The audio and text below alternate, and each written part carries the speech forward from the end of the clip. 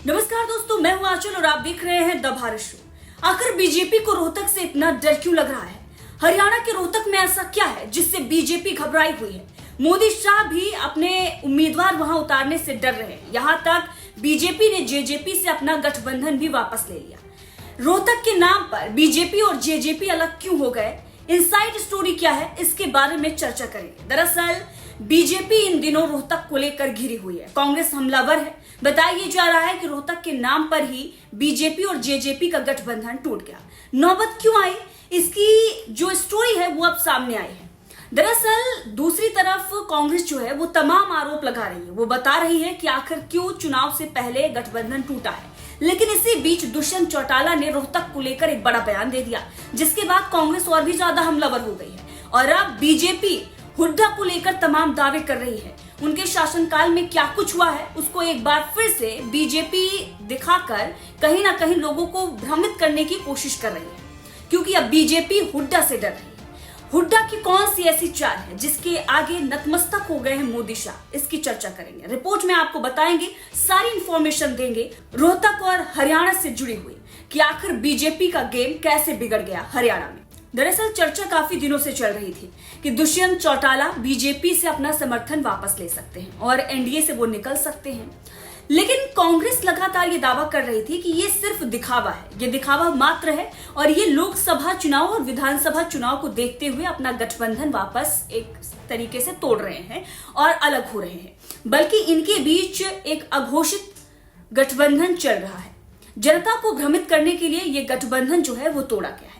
लेकिन इसी बीच बड़ा बयान दुष्यंत चौटाला का आता है। दुष्यंत चौटाला ये दावा करते हैं कि बीजेपी ने ये कहा था कि आपको चुनाव रोहतक से लड़ना पड़ेगा, उम्मीदवार आपके रोहतक से आपको उम्मीदवार उतारना पड़ेगा।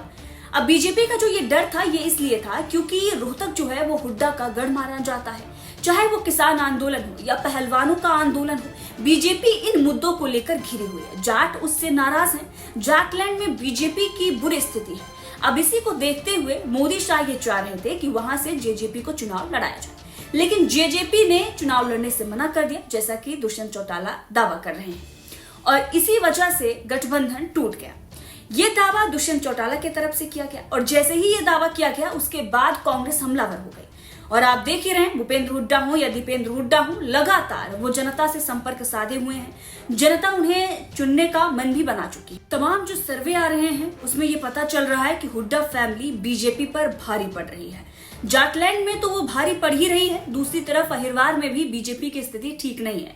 इस बार वहां की भी जनता जो है वो बीजेपी को चुनने से मना कर रही है। इसीलिए अभी जो मंत्रिमंडल एक तरीके से डिसाइड हो रहा है उसमें अहिरवार के कई नेताओं को शामिल करने की मांग चल रही है, ताकि बीजेपी की थोड़ी स्थिति मजबूत की जा सके।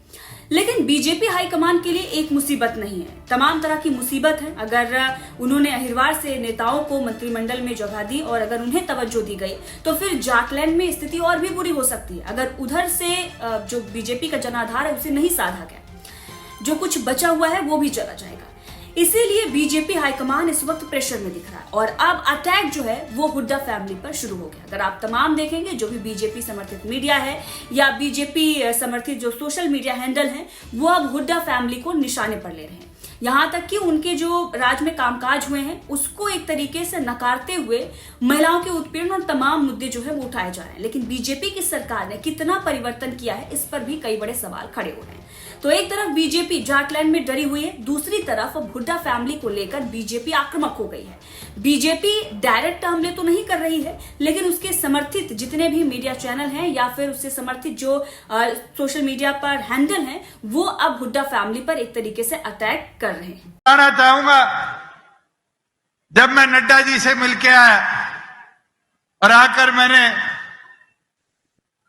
पार्टी के राष्ट्रीय अध्यक्ष से चर्चा करी कि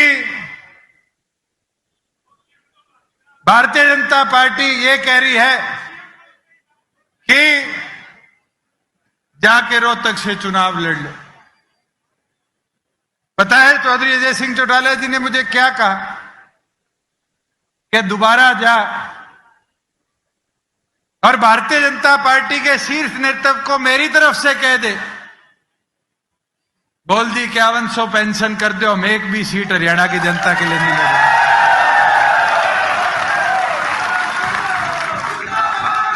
मैं रात को 1 बजे जाके दिल्ली उनसे मिल के आया, उनको कह के आया,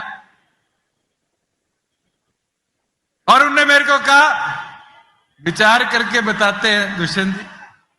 विचार ऐसे हुए, मेरे साथ साथ खट्टर जी की, विज जी की, इनकी और कुर्सी चली।